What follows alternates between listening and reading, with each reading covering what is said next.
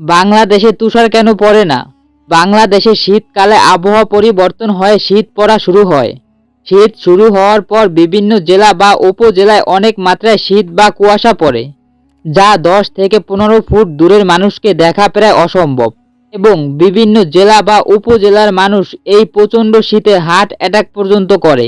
তারপরেও তুষারপাত কেন হয় না বাংলাদেশে? চলুন বিস্তারিত জানা যাক।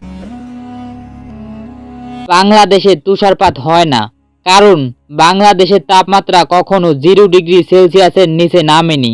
কোনো জায়গায় তুষারপাত পড়ার জন্য সেই জায়গার তাপমাত্রা 0 ডিগ্রি সেলসিয়াসের নিচে নামতে হবে, যা স্বাধীন বাংলাদেশে কখনো হয়নি।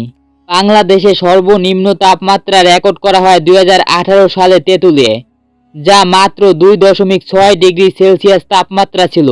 হিমালয় পর্বতমালা উত্তর থেকে আসা শীতল বাতাসকে আটকে দেওয়ায় বাংলাদেশে তীব্র শীত অনুভূত হলেও তাপমাত্রা বরফ পড়ার মতো প্রয়োজনীয় 0 ডিগ্রি সেলসিয়াস এর নিচে নামে না। বাংলাদেশে শীতকালীন তাপমাত্রা সাধারণত 20 ডিগ্রি সেলসিয়াসের উপরে থাকায় আকাশে থাকা তুষারকণা গলে গিয়ে বৃষ্টিতে পরিণত হয়ে শিলাবৃষ্টি হয়। তাই মাঝে মাঝে বাংলাদেশে শিলাবৃষ্টি হতে দেখা যায়।